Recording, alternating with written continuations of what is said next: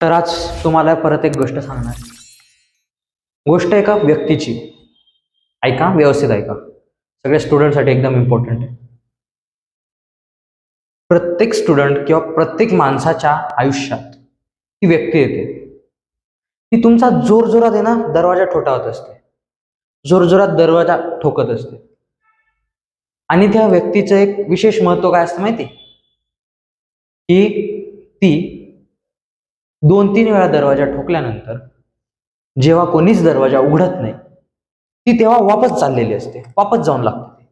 मग तुम्ही तिला कितीही थांबवा, ती वापस येणार. ती एकदा दरवाजा ठोकते, ती वापस दरवाजा ठोकते, ती वापस दरवाजा ठोकते, पण जास्त वेळ ठोकत नाही. आणि जर तुम्ही तेव्हाच्या ज्या दुसऱ्यांदा तिसऱ्यांदा दरवाजा ठोकल्यानंतर जर दरवाजा उघडला तर ती व्यक्ती तुम्हाला भेटते. ती व्यक्ती कोण आहे विचार करा.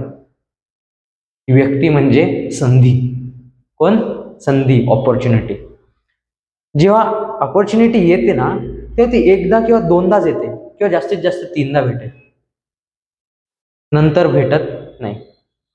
मग जेव्हा ती 1 चान्स देते, 2 चान्स देते, तिसऱ्यांदा चान्स देते, तेव्हाच आहे ना तुम्ही तिला ग्रॅब करून घेतलं पाहिजे, घरात घेऊन घेतलं पाहिजे, म्हणजे तुमच्या आयुष्यात घेऊन घेतलं पाहिजे. पण जर तुम्ही उशीर केला, दरवाजा उघडला, तर ती व्यक्ती तिथून निघून गेलेली असते आणि मग तुम्हाला तिला शोधावं लागतं, तुम्हाला तिला गल्लोगल्ली शोधत फिरावं लागतं. आणि त्यालाच आपण नाव देतो स्ट्रगल. बघा, एक ऑपॉर्च्युनिटी आलेली आहे, ती तुम्हाला फक्त काय सांगते, मला दरवाजा उघड आणि आत घे. हे इझी आहे का ती ऑपॉर्च्युनिटी चालले गेलेली आणि तिला तुम्हाला शोधायचंय? हे इझी आहे. बघा, विचार करा. म्हणजे तुमच्याकडे अजून ऑपॉर्च्युनिटी आहे. तुम्ही 9th चे स्टुडंट्स आहेत, अजून तुमच्याकडे फार ऑपॉर्च्युनिटी आहे. तुमच्याकडे ती येते, तुमचा दरवाजा रोज ठोकते. फक्त तुमचं काम एवढंच आहे, दरवाजा उघडायचा आणि तिला आत घ्यायचं. म्हणजे कसं? तर रोज नियमितपणे काय करायचं, जास्तीत जास्त 1.5 तास अभ्यास करायचा. तुम्हाला स्टुडंट लाईफचं एकच काम आहे, अभ्यास करायचा, फॅमिलीसोबत टाइम स्पेंड करायचा, मित्रांसोबत खेळायचं, सगळं करायचं. फक्त बाकीचे रिकामे कामं करायचे नाही. फॉर एक्झाम्पल, जास्तच गेम खेळायचे नाही, जास्त फ्री फायर खेळायचं नाही, जास्त पबजी खेळायचं नाही, मुली असतील तर जास्त BTS च्या नादी लागायचं नाही. ओके, जास्त रील स्क्रोल करायच्या नाही. हेच तुम्हाला सांगायचं होतं. तर स्वागत आहे तुमचं आजच्या नवीन व्हिडिओमध्ये. मी दर्शन. जय शिवराम मित्रांनो. आज तुम्हाला मी शिकवणार आहे class 9th Maharashtra board carbon and important element lecture number 3. आपण मागच्या लेक्चरला शिकलो होतो डायमंड. ठीक आहे, आय होप तुम्ही नोट्स काढलेल्या असतील. नोट्स एकदा वाचा, माझ्यासमोर वही धरून बसा आणि आपण आता रिवाइज करू. ओके, ठीक आहे, स्टार्ट. तर सगळ्यात आधी आपण डायमंड बघितलं होतं. ओके, डायमंड बद्दल आपण आधी एक रिव्हिजन करून घेऊ. ओके, चलो. डायमंड, आता डायमंड बघितलं तर त्याच्या आपण आधी कुठं राहतो, कसा आला ते बघायचे. ओके, आता हा डायमंड आहे, तो इंडियामध्ये कुठे होता माहिती आहे ना? इंडियामध्ये कुठं सापडला? गोवळकोंडा, जे की कर्नाटकमध्ये, आणि पन्ना, जे की राजस्थानमध्ये, सॉरी मध्य प्रदेशमध्ये. त्याच्यानंतर diamonds are also found in south आफ्रिकामध्ये पण सापडतात, ब्राझीलमध्ये पण सापडतात, बेल्जियममध्ये पण सापडतात, रशियामध्ये पण सापडतात, अमेरिकेमध्ये पण सापडतात. पुढे बघू आपण. In diamond every carbon item is bonded for neighbouring atoms bye covalent bond. किती कार्बन आयटम्सला बॉन्ड असतात? 4 कार्बन आयटम्सला बॉन्ड असतात. कोणत्या बॉन्डनी? कोव्हॅलेंट बॉन्डनी कोव्हॅलेंट बॉन्ड असतो. काय ते सांगितलं होतं मागच्या लेक्चरला. आणि त्याचं स्ट्रक्चर कसं असतं? Tetragonal 3 dimensional. टेट्रा म्हणजे 4, टेट्रागोन अशा काय बनवतो? तो टेट्रागोनल शेप बनवतो. आणि काय असतं? 3 डायमेन्शनल असतं, 3D असतं. आणि त्याला ते काय बनवतो? व्हेरी हार्ड बनवतो. मी बोललो तो सगळ्यात हार्डेस्ट सबस्टन्स, नॅचरल सबस्टन्स कोण आहे? डायमंड आहे. आणि डायमंडला कट करायला कोण वापरतात? पाणी वापरतात. त्याच्यानंतर brilliant and pure diamond is the hardest natural substance, मी बोललो. त्याच्यानंतर density of diamond is 3.5 gram cubic centimetre. The melting point of diamond is 3500 degree Celsius. When diamond is heated, जेव्हा आपण डायमंडला हिट करतो 800 डिग्री सेल्सिअसवर, तेव्हा काय बाहेर निघतं? कार्बन डायऑक्साईड बाहेर निघतं. त्याच्यानंतर आपण बघू, डायमंड हा कशातच डिझॉल्व्ह होत नाही. डायमंड मध्ये ऍसिड टाका, बेस टाका, त्याला कशाचाच इफेक्ट जाणवत नाही. डायमंड सख्त लोंडा आहे भाई, सख्त लोंडा. Diamond is bad conductor of electricity. Diamond काय आहे? बॅड कंडक्टर ऑफ इलेक्ट्रिसिटी आहे. आणि त्याच्यानंतर का तो बॅड कंडक्टर ऑफ इलेक्ट्रिसिटी? कारण त्याच्यात फ्री इलेक्ट्रॉन्स आपल्याला भेटत नाही. त्याच्यानंतर आपण बघतो डायमंडचे युजेस. आपण बोलतो तो ग्लास कटिंगला डायमंड आपण वापरतो ऑर्नामेंट्स ऍज अ ज्वेलरी म्हणून. त्याच्यानंतर डायमंड नाईव्स म्हणजे काय? चाकू use in the I surgery. आपण आय सर्जरीला चाकू वगैरे वापरतो की नाही, ते ब्लेड्स असतात बघ एकदम बारीक बारीक. Diamond dust is use for polishing other diamonds. Other diamond पण पॉलिश करायला आपण डायमंडच वापरतो. आज आपल्याला दुसरा बघायचा आहे, तो म्हणजे ग्रेफाइट. हे काय बघतोय आपण? अलोट्रोप्स. अलोट्रोप्स म्हणजे काय? Same chemical property but different physical properties त्यात आपण बघतोय. सगळ्यात आधी आपण बघितला डायमंड, आता आपल्याला बघायचंय ग्रेफाइट. आणि ग्रेफाइट नंतर आपण बघणार आहोत फ्यूलेरिन. ओके, तर सीट की बेटियां बांध दो, फिर से एकदम तगड़ा वाला लेक्चर होने वाला है. तब तक के लिए लाइक ठक दो, शेयर कर दो और चैनल को सब्सक्राइब नहीं किया होगा तो कर दो. आता आपण बोलू आपल्या माय बोली भाषा मराठीमध्ये. तर सगळ्यात आधी graphite. Graphite is found in a natural state in Russia, New Zealand, America and India. किधर किधर मिलता है? कुठे कुठे भेटतं रे भाई ग्रेफाइट? ग्रेफाइट आपल्याला भेटतं रशियामध्ये पण भेटतं, न्यूझीलैंड मध्ये पण भेटतं, अमेरिकेमध्ये पण भेटतं आणि इंडियामध्ये पण भेटतं. एवढ्या ठिकाणी आपल्याला ग्रेफाइट भेटतं. The lead used in pencil is made by mixing. तुम्ही ज्या पेन्सिलनी नोट्स काढता आहेत ना, ते सुद्धा काय माहिती? ग्रेफाइटच आहे. त्याच्यानंतर this process was discovered by Nicolas Jacques Conte in 1795. ही ग्रेफाइटची प्रोसेस कोणी तयार केली माहिती का? निकोलस जॉन्केस कॉन्टे या सायंटिस्टने 1795 मध्ये तयार केली. Every carbon atom in graphite is bonded to 3 other carbon atoms in such way that hexagonal layered structure is form. बघा आता कार्बनचं कसं स्ट्रक्चर होतं? टेट्रागोनल. इझी. पण ग्रेफाइटचं कसं, सॉरी कार्बन बोललो का मी, डायमंडचं कसं स्ट्रक्चर होतं? हेक्सागोनल. पण ग्रेफाइटचं कसं स्ट्रक्चर आहे? सॉरी डायमंडचं कसं स्ट्रक्चर होतं? टेट्रागोनल. आणि ग्रेफाइटचं कसं स्ट्रक्चर आहे? हेक्सागोनल. भाई माणूस आहे, माणसाकडनं चुका होतात. मला प्रूफ झालं भाऊ माणूसच आहे. ओके, हा कुठं गेलं? हा, a graphite crystal is made of many sheets और layers of a carbon atoms. एकदम व्यवस्थित लक्ष द्या. हे बघा, हे तुम्हाला इमेज दिसत असेल. ओके, ही शीट दिसते तुम्हाला एक. बघा त्याचं स्ट्रक्चर कसं आहे मी तुम्हाला झूम करून दाखवतो.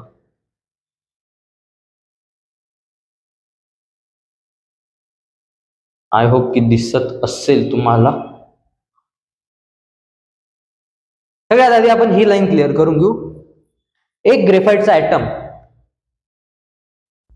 हा ग्रेफाइट मधले कार्बन ॲटम्स हे किती कार्बन ॲटमला जॉईन असतात? आपण डायमंड मध्ये शिकलो की 4.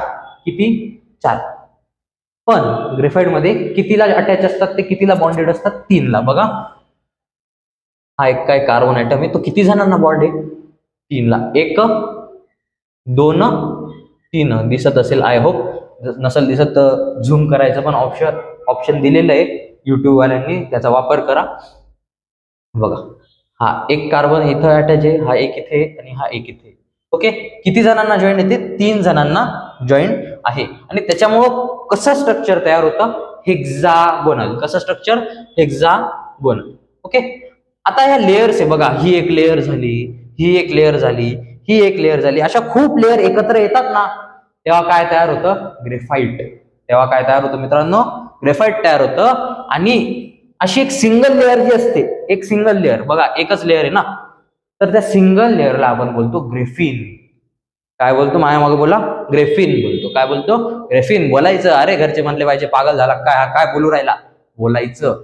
आत्ताचं शिक्षण असं आहे की आपण जोपर्यंत शिक्षकाच्या किंवा एखाद्या ट्युटरच्या मागे मागे बोलत नाही तोपर्यंत आपल्याला लक्षात येणार नाही. रट्टू पोपट बनायचं नाही, लक्षात ठेवायचं. रटणं आणि लक्षात ठेवणं दोघं डिफरंट गोष्ट आहे, लक्षात ठेवा. ओके, ही पण गोष्ट लक्षात ठेवा की रटणं वेगळं आणि लक्षात घेणं वेगळं. तुम्ही 99% स्टुडंट बघा 9th आणि 10th ते फक्त शिक्षकाने दिलेला एक्सरसाइज खालच्या क्वेश्चनचे आन्सरच रटू राहिले, बाकी काहीच नाही करून राहिले. ते फक्त रट्टा मारून राहिले. ओके भाई, असाच बोलतो मी. नॅचरल राहायचं, नॅचरल समजतं.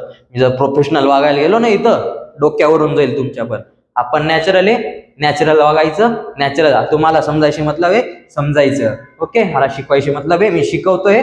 आणि मला ज्या भाषेत मी एकदम चांगला परफॉर्मन्स देऊ शकतो त्या भाषेत मी तुम्हाला शिकवतोय आणि तुम्हाला पण अशीच भाषा आवडते मला माहिती आहे. त्याच्यामुळं वापस एकदा लाईक करून द्या. लाईक केलेलं असेल तरी पण लाईक करा. ओके, बघू आपण पुढं.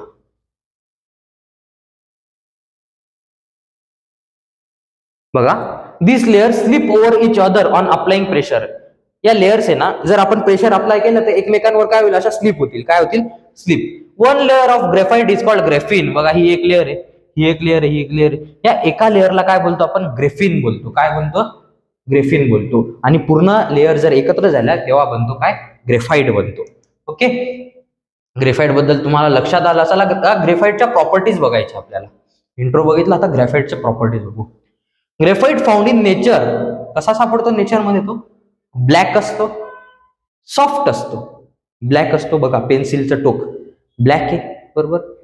हात लावून बघा, सॉफ्ट आहे. त्याच्यानंतर ब्रिटल.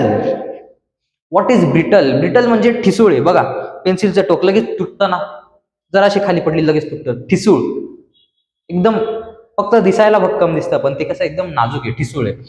त्याच्यानंतर स्लिपरी, चिकन एकदम, असं सटकतं त्याच्यावर हात. बघा, तुम्ही असं पेन्सिल असं काळा काळा करा वहीवर आणि त्याच्यावर असा हात फिरवा, असा हात सटकतो बघा तुमचा. ऑब्झर्व करा. Inside each layer of graphite free electrons move continuously within the entire layer. भाई, सगळ्यांनी अमॉंग अस खेळला असेल, बरोबर की? तर इथं ग्रेफाइट ना इम्पोस्टर आहे भाई.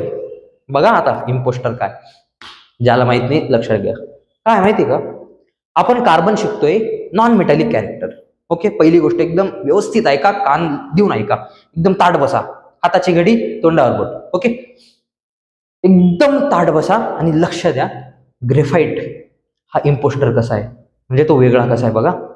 आपण बघतोय कार्बन. ओके, कार्बन कसा कॅरेक्टर आहे? नॉन मेटॅलिक कॅरेक्टर आहे. आपण एवढं बघितलं. आता कार्बनचाच अलोट्रोप कोण आहे? डायमंड पण आहे, ग्रेफाइट पण आहे आणि फ्युलेरिन पण आहे. पण नीट लक्ष द्या आता, कार्बन नॉन मेटल आहे, पण नॉन मेटलच्या प्रॉपर्टीज काय असतात? Non metal are bad conductor of heat. पहिली गोष्ट.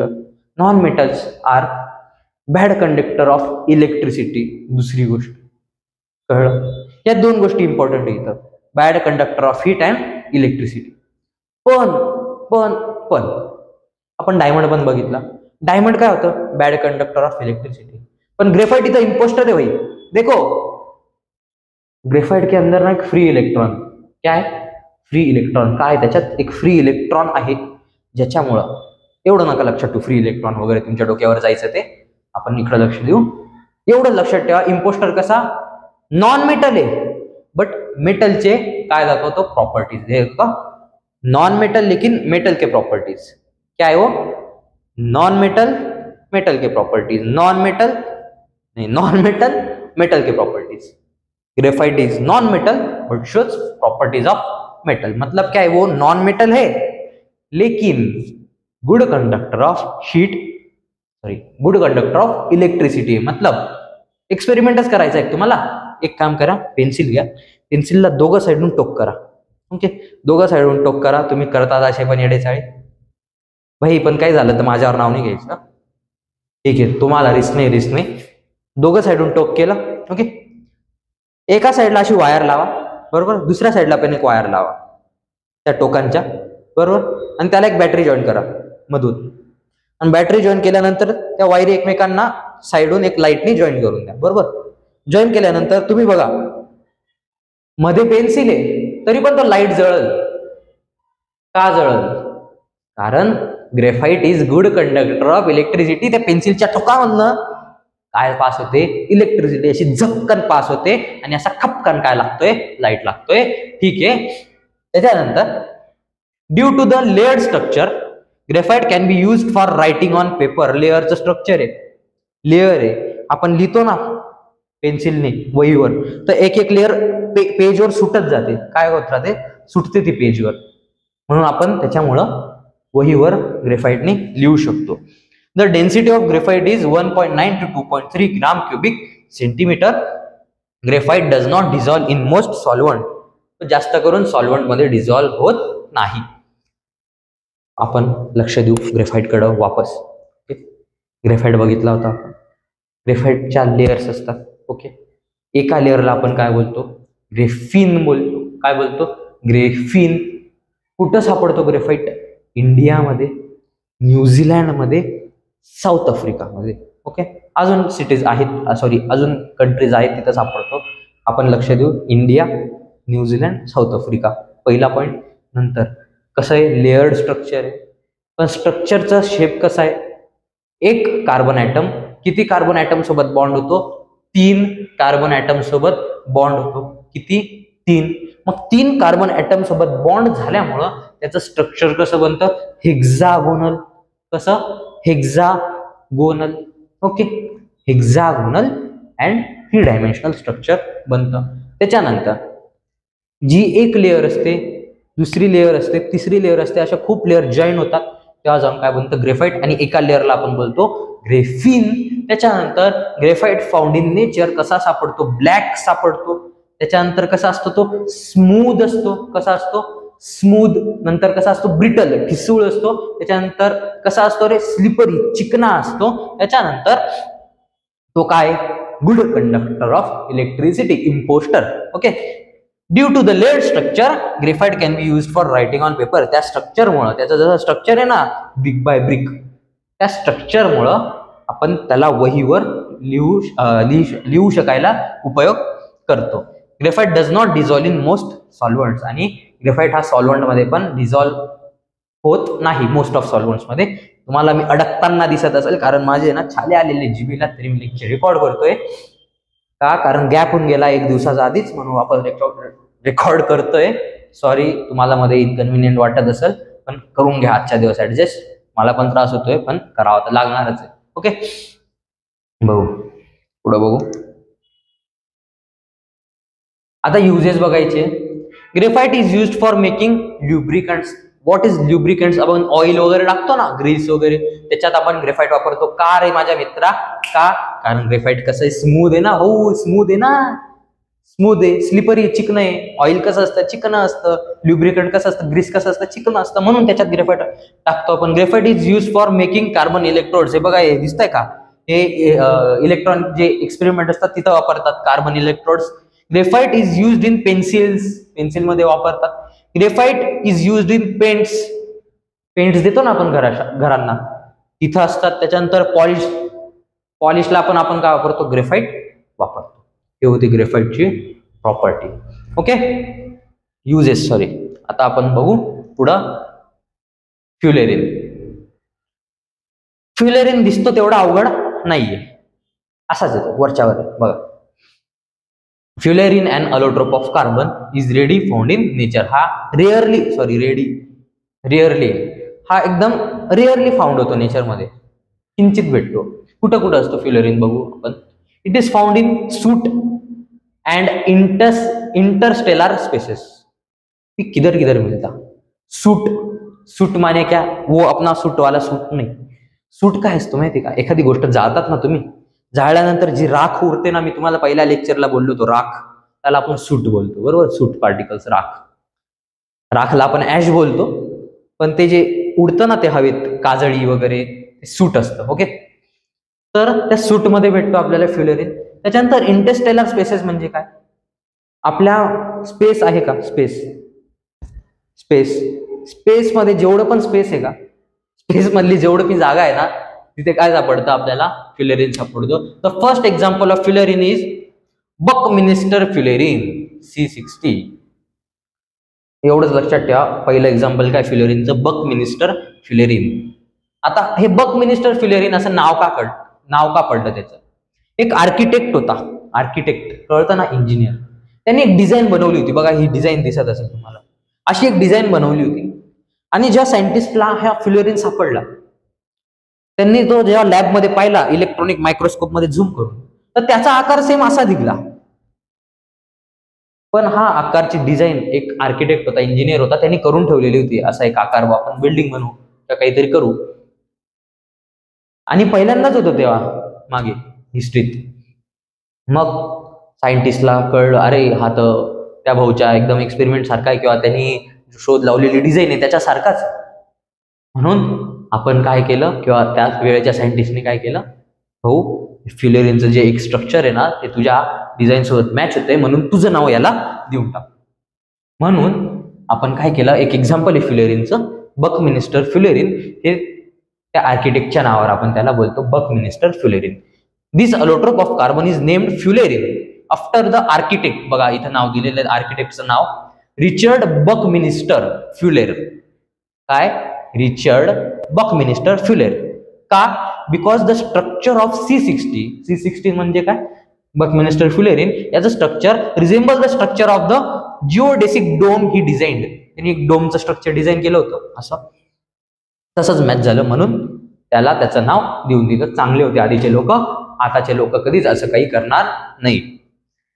एक्झाम्पल बघू आपण फ्युलेरिनचे. C60, C70, C76, C82 and C86 are the other examples of fullerene. हे काय अजून एक्झाम्पल्स आहेत फ्युलेरिनचे. आय होप तुम्हाला समजलं असेल. त्याच्यानंतर आपण पुढे बघू properties. Molecules of fullerenes are found in the form of buckyballs and bucky tubes. आता हे फ्युलेरिन आहे ना, याचे मॉलिक्युल्स कसे सापडतात, हे बघा हा स्ट्रक्चर दिसतंय ना, त्याला बकीबॉल स्ट्रक्चर बोलतात. अशा स्ट्रक्चरमध्ये किंवा असं ट्यूबच्या स्ट्रक्चरमध्ये, हे बघा इथं दिसत असेल तुम्हाला, असं ट्यूबच्या स्ट्रक्चरमध्ये सापडतात. There are 60 to 900 carbon atoms in one molecule of a फ्युलेरिन.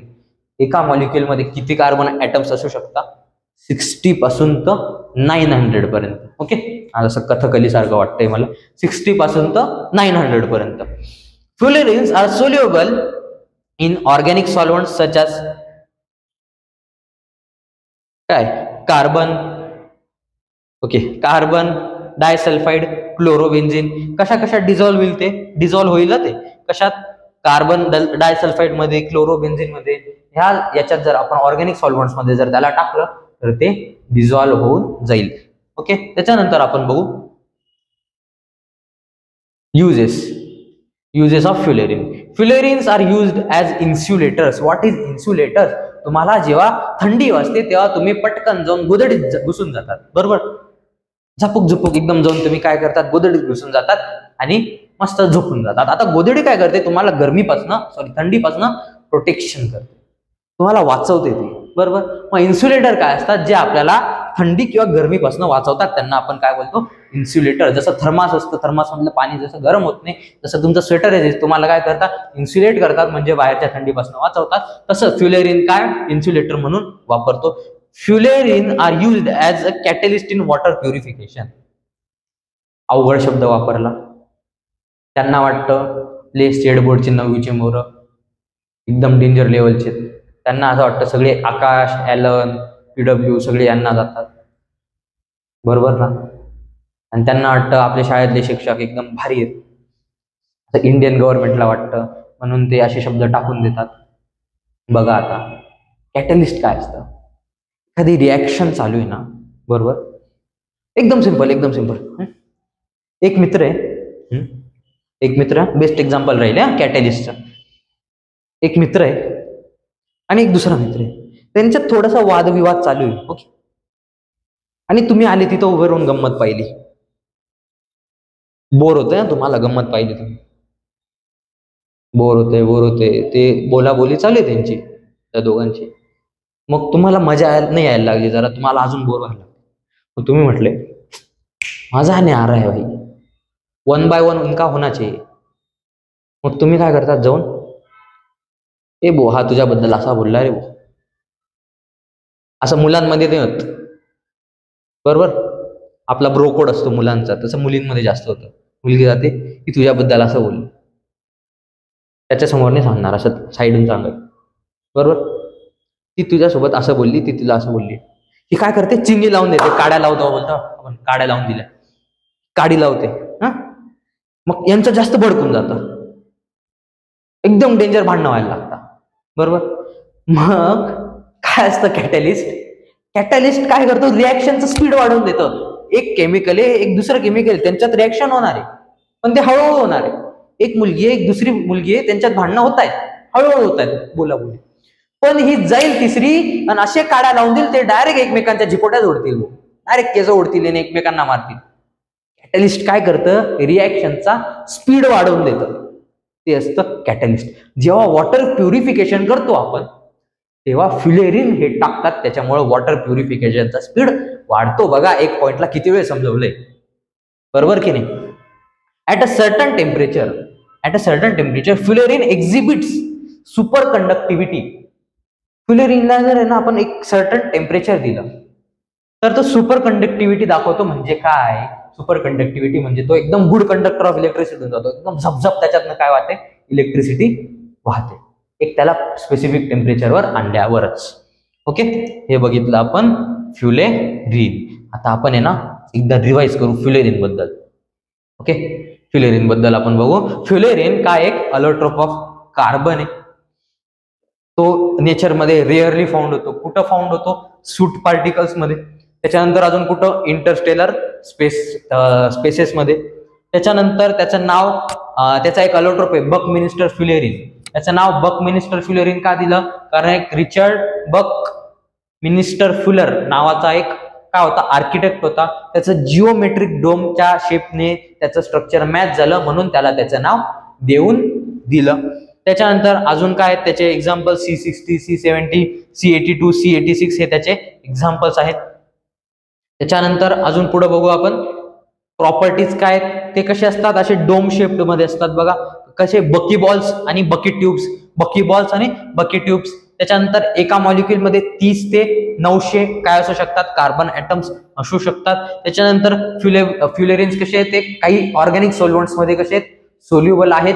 For example काय, कार्बन डायसल्फाइड आणि क्लोरोबेन्झिन याच्यात जर आपण टाकलं तर ते डिझॉल्व्ह होऊन जातील. पुढे आपण बघू की युजेस काय, फ्युलेरिन कशात वापरतो आपण, fullerene used as insulator. Okay, insulator म्हणून वापरतो. त्याच्यानंतर एखाद्या रिएक्शन मध्ये, कोणती रिएक्शन, वॉटर प्युरिफिकेशनची जी रिएक्शन आहे त्याच्यात आपण त्याला कॅटलिस्ट म्हणून वापरतो. आणि त्याच्यानंतर ऍट अ सर्टन टेम्परेचर जर त्याला काहीतरी टेम्परेचर दिलं तर तो सुपर कंडक्टिव्हिटी पण दाखवतो. अशा प्रकारे आपलं अलोट्रोप्स ऑफ कार्बन मध्ये क्रिस्टलाइन अलोट्रोप्स आपले झालेले आहेत. उद्याच्या लेक्चरला आपण बघणार आहोत नॉन क्रिस्टलाइन अलोट्रोप. काय काय बघणार आहोत ते आपण आत्ताच बघून घेऊ. काय बघायचं आपल्याला, कोल, चारकोल आणि कोक हे आपल्याला उद्याच्या लेक्चरला बघायचे.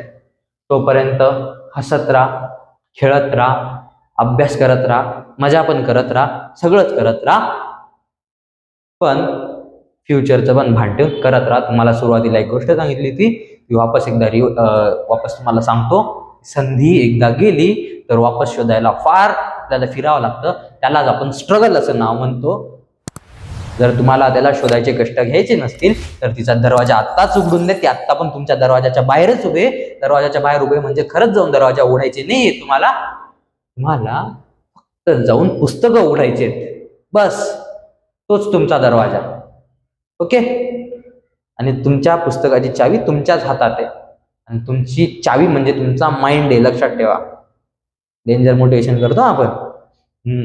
काही काळात आहे ना आपल्याला असे मोठे मोठे आपल्याला स्टेज देतील आणि त्याच्यावर आपल्याला मोटिवेशनल स्पीकर म्हणून घोषित करतील, असं बोला सर. ओके, तर अभ्यास करा, हसा, खेळा, शिस्त पाळा, कायम राम नाम जप करत राहा. जय श्रीराम, जय शिवराय, जय बजरंग.